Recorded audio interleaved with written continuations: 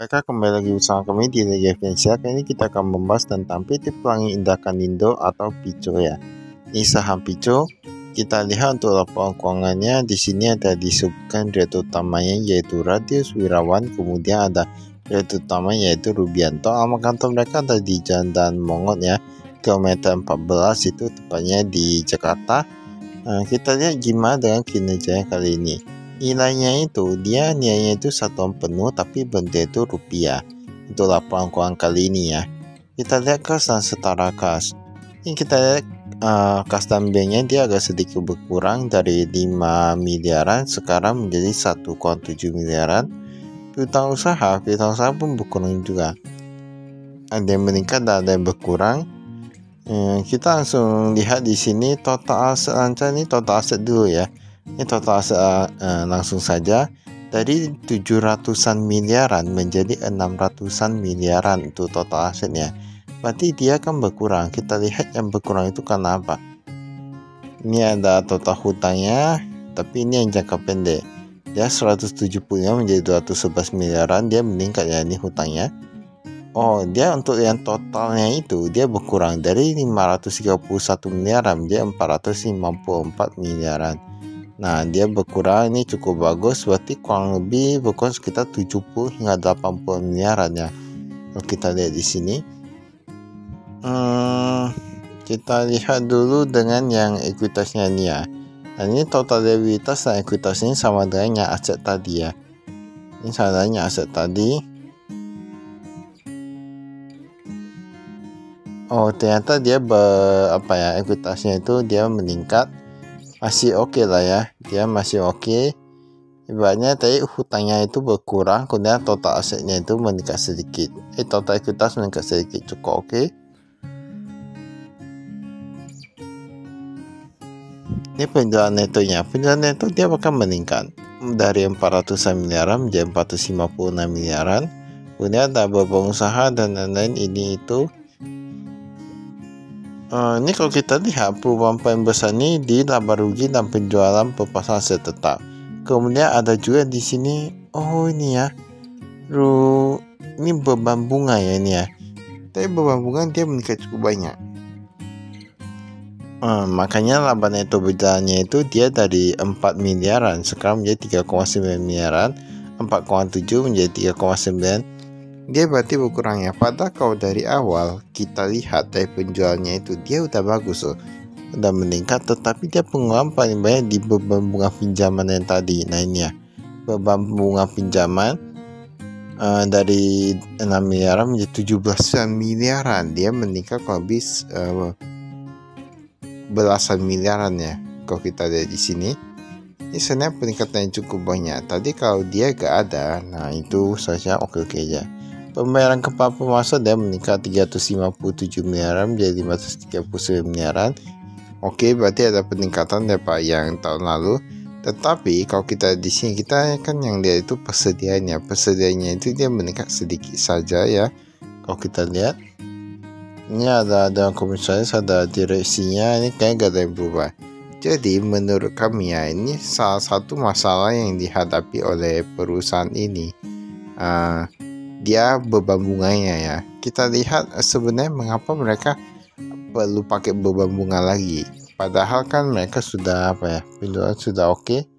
Kita lihat dulu nanti. Makanya dari laporan keuangan itu kita bisa ketemu banyak hal. Nah, jadi misalnya investasi di saham, takut sahamnya beli kucing dalam karung. Nah, itu bisa lihat juga laporan keuangan. Ataupun bisa lihat juga dari video-video kami. Ini kas tambang kita lihat dulu. Kas yang rupiah ini kas di tangan ini ya, 40 juta menjadi 22 jutaan, gak gitu banyak, kecil aja. Bank Negara Indonesia, ini semua berkurang ya, ini rata-rata kasnya ya. Tapi ada yang meningkat juga. MBRI dia meningkat. Nah, terkadang kayak gini ya. Kami beberapa kali menemukan kebanyakan perusahaan itu dia memang beda-beda. Ada yang lebih suka taruh di Mandiri, ada yang lebih suka taruh BCA, ada yang lebih suka taruh di BRI. Tapi BRI sebenarnya agak jarang sih menurut saya. Tapi kayaknya BNI lebih jarang ya. yang kami temui ya. Kayak BNI lebih jantai, gak tahu juga. Padahal menurut kami BNI ini pelayanan ini cukup bagus juga. Ini piutang usaha kita lihat. Piutang usaha sampai 40 miliaran. Kemudian yang pihak bereaksi sampai 100 miliaran. Nah, inilah yang susah. Berarti piutang usahanya itu dari pihak berelasi kebanyakan, bukan dari pihak ketiga. Nah, ini kita lihat di sini 152 miliaran. Wah, luar biasa nih ya. 152 miliaran. Ini kalau kita lihat ini yang 3 bulan sampai 6 bulan, bahkan sampai 84 miliaran yang sudah berkurang dari tahun lalu, tetapi itu tergolong besar loh. Pencatatan penurunan nilai bahkan 14 miliaran. Labanya baru berapa, tapi penurunan nilai ada 14 miliaran. Nah, ini apalagi yang piutang pihak berelasi 143 miliaran. Nah, luar biasa gak? Dan jadi sebenarnya ini sudah nampak ya.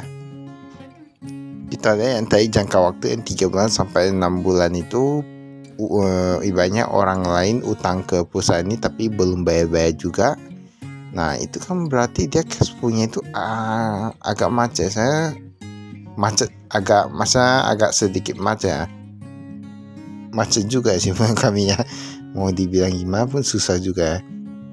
Nah, jadi banyak kayak gitu. Utangnya aja, utang orang lain kepada perusahaan ini pun gak dibayar ataupun belum dibayar dan jangka waktu lama, otomatis perusahaan kan gak ada kas. Kalau gak ada kas, mereka perlu melakukan pinjaman untuk ada kasnya untuk beli, untuk operasional berjalan.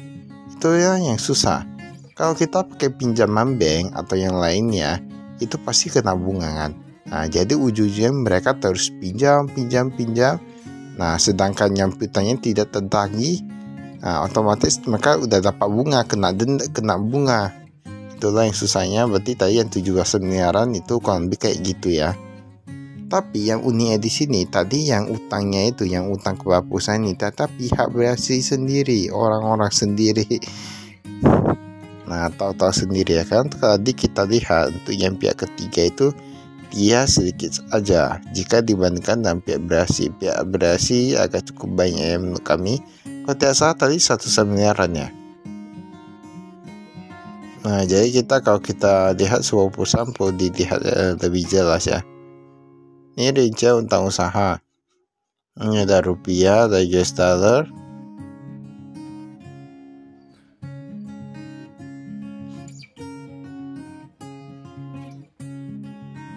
Ini ada Arianto Gunawan.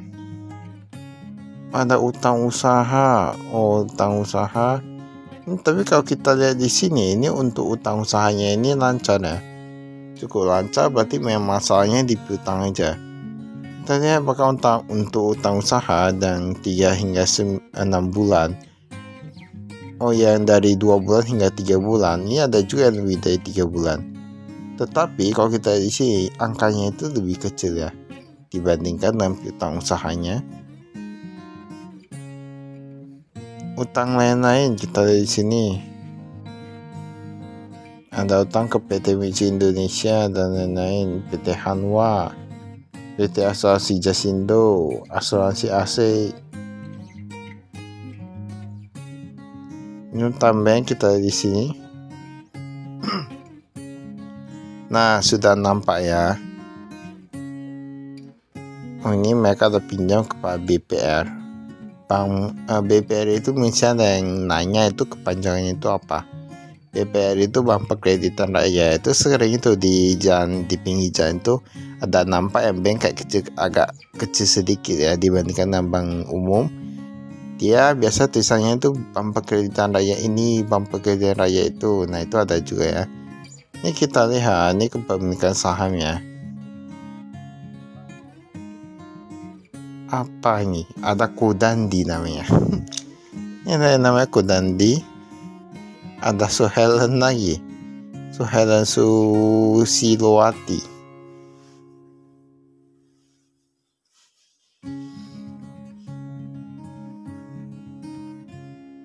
Tapi namanya cukup unik ya. Ini namanya Kodandi. Ini penjualnya itu kita lihat penjual lokal. Oh, ini mereka gak apa ya, gak jelaskan lebih detail ya. Cuman taruh penjual lokal.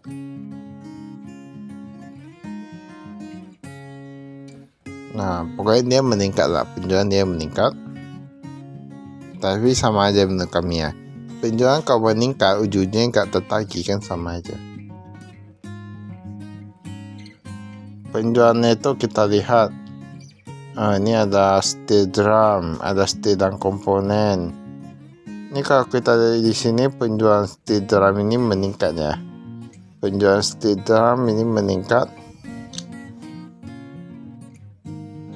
Ini ada plastik drum dia menurun. Metal printing, can. Nah, ini sebenarnya produknya ini cukup banyak ya. Makanya memang kalau perusahaan itu kalau produknya itu agak sedikit bervariasi itu agak sedikit menguntungkan. Ini beban pokok penjualan kita lihat di sini. Nah, pembelian dia bakal meningkat nih. Saya menurut kami perusahaan ini kalau dilihat dari sisi lain ini cukup bagus ya. Agak kurangnya itu yang tadi ya, yang piutangnya yang tadi ya.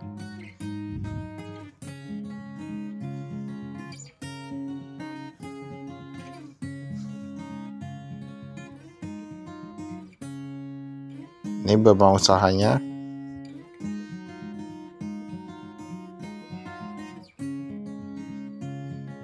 Ini beban umum dan administrasi. Gaji dan tunjangan dia meningkat cukup drastis dari 8 miliaran menjadi 10 miliaran. Kemudian pajak penghasilan, oke, dia meningkat sedikit. Perizinan 378 jutaan menjadi 400-an jutaan. Transportasi perjalanan dinas 100-an jutaan menjadi 200-an jutaan. Dia sebenarnya dia gak gitu drastis sih dia peningkatannya, tapi semua rata-rata kalau digabungkan jadi meningkat ya. Kita lihat di sini. Lain-lain ini yang kita gak tahu. Ini ada lain-lain juga. Nah, di bawah 10 jutaan. Dan totalnya pun udah sampai 2 miliaran ya, meningkat sekitar 1 miliaran daripada yang kemarin.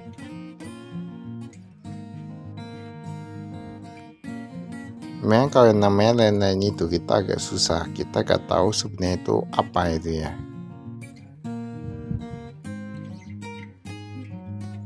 Maka itu saya ada kali sekian, terima kasih, saya investasi.